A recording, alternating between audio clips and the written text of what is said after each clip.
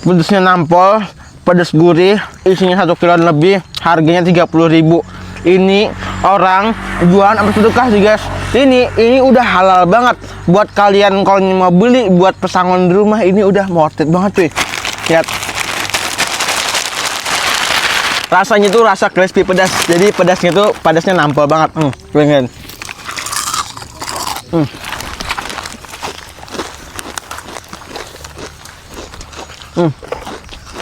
Ini kata orang-orang, ini sedapnya bikin nampol, bikin nggak bisa ngomong lagi. Bayangin coba kalian.